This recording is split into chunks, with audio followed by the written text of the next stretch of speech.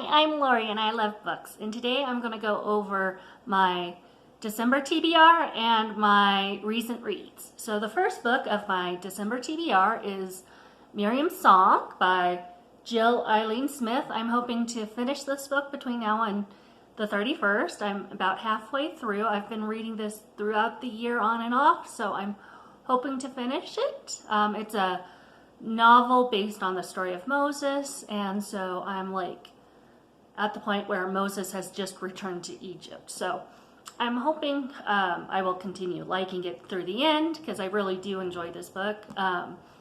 So I should be able to finish reading this one, and then if I have time, I'm going to also try to finish reading The Fire Pony by Rodman Philbrick.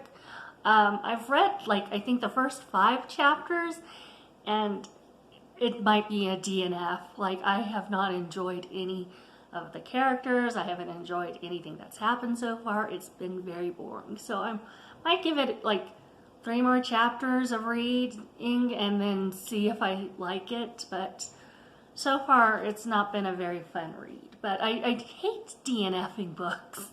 And then the next ones I have not started reading, but they are books I hope to read between now and the end of next year.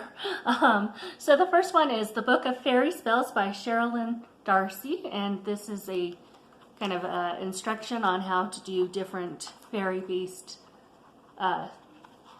magical spells. So I'm hoping I will enjoy it. I love the cover. The next one is The Christmas Box by Richard Paul Evans. A lot of these were books I bought last year at Christmas time, being very, wanting to try a bunch of things, and so I want to read them at least once before letting go of them. The next one is Nutcracked by Susan Adrian, and it's a take on the Christmas ballet of the Nutcracker. And so ballerina named Georgie wants to play Clara, the part of the main character, and then every time Georgie dances with the Nutcracker doll, she leaves the ballet studio and enters into a world where everything is wooden or larger than life. Everything is bigger, and the Nutcracker is real. So it might be very similar to the ballet, but I'm hoping there will be some differences too. But it does look like a good book. The next one is Skipping Christmas, a novel by John Grisham. I've never read any John Grisham books. I think I've seen some movies based on his books. And basically this is a story of a couple of parents, or a married couple, that decide they're just going to skip Christmas, and then a lot of antics happen because they're skipping Christmas. The next one is Always in December by Emily Stone, and this is I think a romance, a young adult romance book. And Josie, the main character, wants to avoid Christmas, but at the same time, she meets Max, who also wants to avoid Christmas for his own reasons, and then they keep coming across each other in unexpected places, so, and it says it's a romantic and life-affirming story, so it sounds like it should be good. There are people that you meet throughout your life that have very important meaning. And then this one's from a local author, A Cowboy Christmas, An American Tale by Tom Van Dyke. And so I found this last year in a Christmas store, and I think either this or the bookmark was autographed. I think it's the bookmark. Which I don't know where it is, but I want to support local authors, so I thought I'd give that a try. So I hope to read those between now and next Christmas. Fingers crossed, but we'll see. And then going into my recent reads.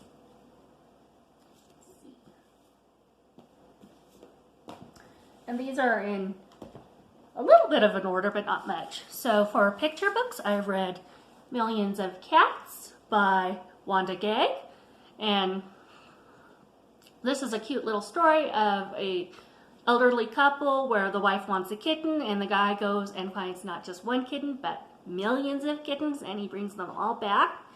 And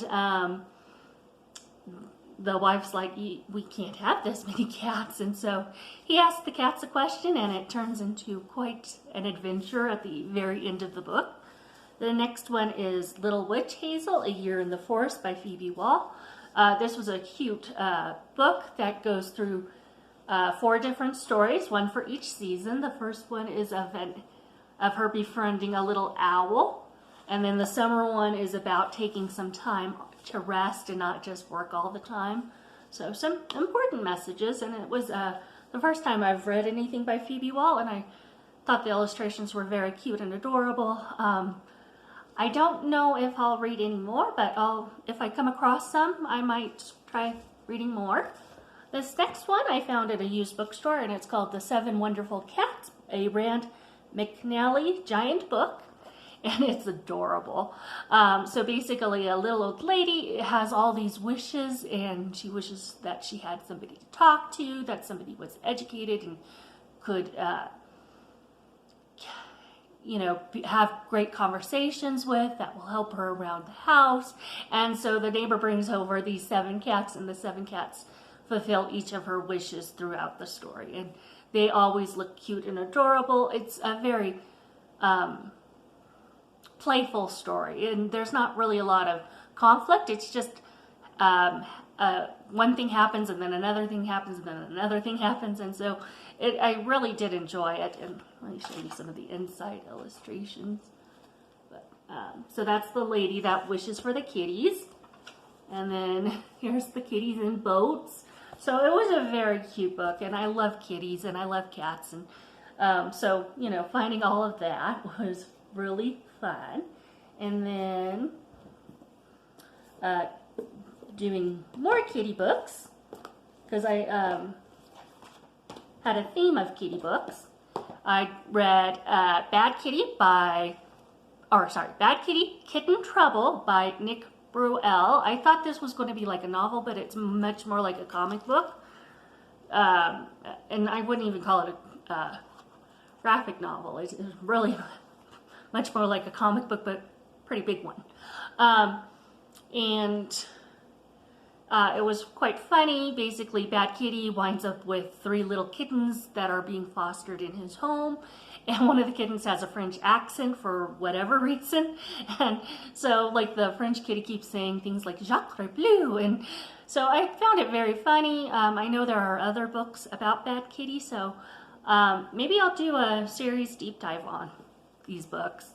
The next one was The Tiger Rising by Kate DiCamillo, and it's a tiny book, but it had a lot in it.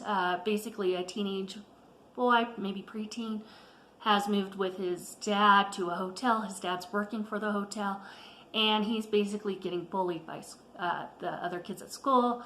He meets a friend, and who is also kind of on the outside of the school because she doesn't have a lot of money. And so they become friends, and then he stumbles across a real tiger. So it's not like a fictional tiger. It's a real tiger that he is put in charge of helping to take care of. And then the children have lots of questions about things, about what is morally right and wrong, and it also deals with grief as well. So it had a lot in it for being such a tiny book. It does have kind of a sad ending, but it was definitely a pleasant read. It was something I wouldn't have necessarily picked up normally, so I was glad I gave it a try.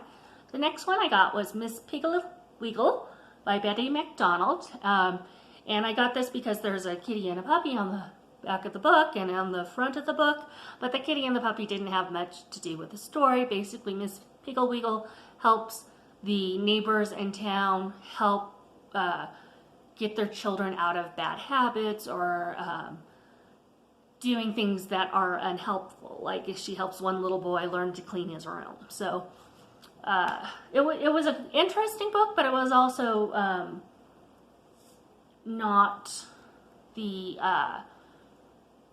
not about a kitty. Basically, I wanted kitty books, and that one wasn't about a kitty. The next one was Mountain Born by Elizabeth Yates. This is about a little boy who is named Peter, and his family are shepherds, and they have a bunch of sheep, and basically one of the little black sheep for the year doesn't seem like it's going to make it. The mom helps to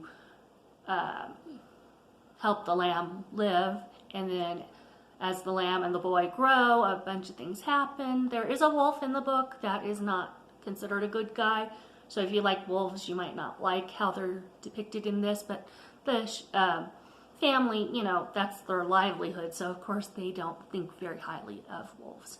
If you've been curious about how shepherds do their job, there's a lot of details in this book that seemed very accurate, and I enjoyed those. There's also a seamstress and a granddaughter of the seamstress, and that show a little bit about that career as well. So it was a very sweet, cute book. And then the next one is The Boy, the Mole, the Fox, and the Horse by Charlie McKeezy. I am not sure if I'm pronouncing that right. And this is basically a poem about these characters. And so there's very, it's a very brief words on each page, very simple illustrations with black and white through most of it, and then occasionally a colorful page as well. It was a very beautiful book. I could see some people needing this in their life. I kind of felt like I didn't need it as much now, but when I was younger, I could have really used this book. And it was very beautiful, and about 4 friends that, you know, basically are helping each other out. So the next one is The Blind Colt, which this is the 80th anniversary edition by Glenn Rounds. I had never heard of this book, but basically it takes place in the Badlands. In Blind Colt is born. The people that are, you know, have a horse farm near where the Badlands are, they see the colt, they, you know, think, oh, we should probably not, you know, like if he lives, it's not going to be a good or long life, but they decide to let him live, and the colt makes it through a bunch of different challenges. Like at one point the colt is bit by a rattlesnake, and how the colt, so you're seeing things from the perspective of the colt, and then you're seeing things from perspective of different adults as well, and as well as the colt's mom. So it was a very interesting story. I definitely think if you like horses, you would like this book. And, you know, to find something that was that old that I had never heard about was definitely something I enjoyed finding. You know, like this is a little discovery. So then the next one was the only graphic novel I read, which was Witch for Hire by Ted Nafei. And this is about a group of teenagers that are relegated to the loser table in high school for lunch, and one of them claims to be a witch and wears a witch's hat, and she wants to help all the other teenagers, but she doesn't want to help herself, and it's a, you know, becoming friends with somebody, doing what's right as opposed to what the friend might want you to do, and then, you know, dealing with the consequences. There's also actually the character that is acting like a witch is grieving the loss of a friend. So it was very interesting. The colors were also very interesting, where there were like a lot of greens and yellows and blues. So it wasn't quite, you know, it wasn't bold colors, but the colors were quite varied. And then they're also dealing with somebody who is using the online website to try to manipulate people as well. So it was an interesting book. If there's more in that series, I might read them. The next three were more spiritual books that I read. The first one was Palmistry by Megan Lincott, Unlocking the Secrets of the Universe of Cats, and this is basically using your kitty to help, like learning about your kitty, but also your kitty helping you communicate with them. So it talks about the different paw pads. Let me see if I can find the one of the areas where it shows like how they eat and what that means. Oh, of course I can't find the one page. And then at the end, there's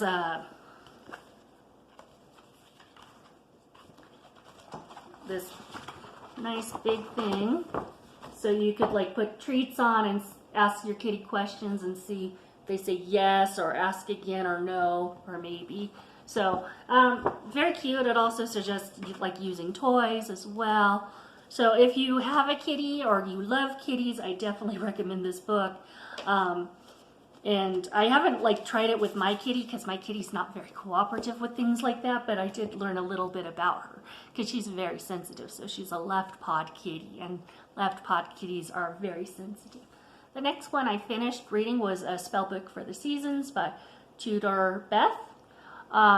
It's a very beautiful book, but of the few spells that I wanted to try, I had trouble finding the items. I had trouble with the items costing way more money than I was willing to spend when I am just trying something. So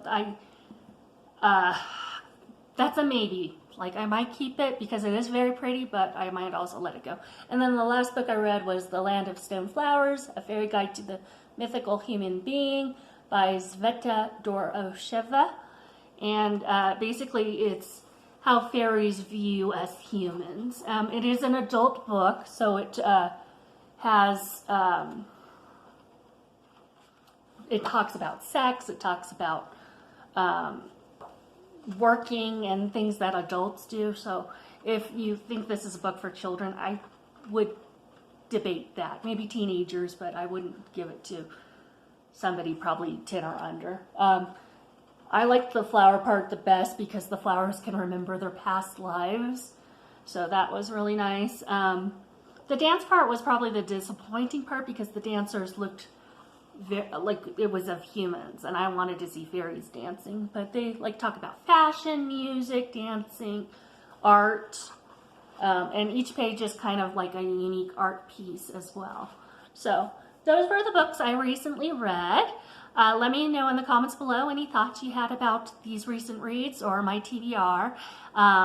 Happy holidays. Until next time, have a lovely time reading. Bye!